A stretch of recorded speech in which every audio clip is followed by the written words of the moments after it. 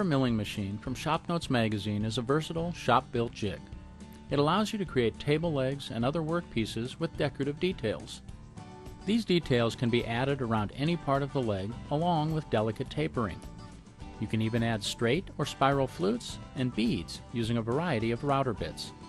The milling machine starts out as a solid base assembly with a headstock and a tailstock to support the workpiece. Gears at one end of the base rotate the workpiece while simultaneously moving the router along the workpiece. The first detail added to this fluted, tapered leg is a transition area at the top of the leg, and that starts with a squared-up blank. Because the transition detail goes around the leg, you only need to use the indexing wheel and the drive gear.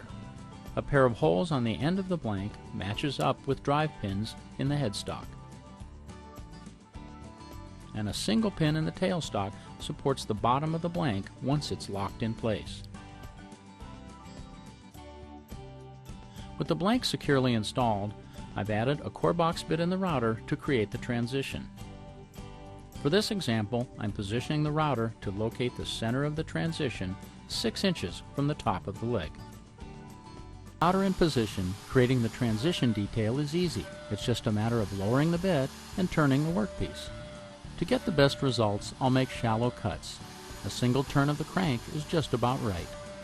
You'll continue this process, making progressively deeper cuts until you reach the final depth of the cove. After completing the cove cut, I'm going to create more detail by installing a vertical panel raising bit.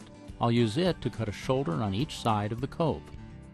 The process of creating these shoulders is the same. Make progressively deeper cuts as you route the shoulder on one side of the cove to final depth. After repositioning the router, you simply repeat the process to complete the shoulder on the other side of the cove. Here of completing the shoulders. The next step is to round the leg and create a taper at the same time. To do this, I'll install a bowl cutting bit in the router, and then I'll raise the bottom of the leg by adjusting the tailstock. This creates the desired taper. To move the router along the leg and rotate it at the same time, I'll install a gear to connect the indexing wheel and the drive gear. It's bolted in place, but still needs to turn smoothly. You'll be removing a lot of material to complete the taper. So, it's best to start by making shallow cuts near the bottom of the leg, moving from top to bottom. After each pass, reposition the router closer to the top of the leg, lower the bit, and repeat the process just like you did before. You'll continue removing material until the leg is completely round, from the shoulder at the top of the leg all the way to the bottom. The taper is complete. The next step is to create the decorative spiral flutes that wrap around the leg. For this, I'm going to use a portion of this large classical cove bit. After installing it in the router, I'm going to need to change the gear setup. I'll remove the gear I used for the tapering first. Then I'll install 2 new gears to create the spiral spacing I'm looking for. Just like before, I'll bolt them in place so they turn freely.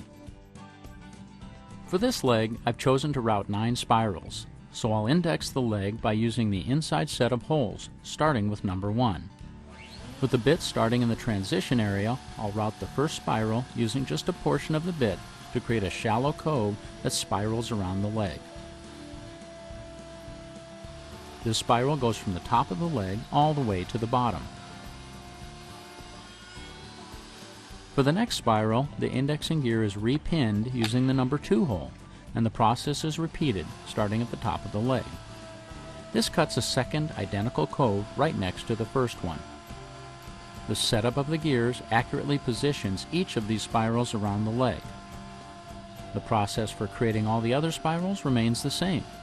To get the best results, I cut each spiral to just under full depth and then made a cleanup pass in reverse before moving on to the next spiral. Once the last spiral is complete, you can loosen the tailstock and remove the completed leg.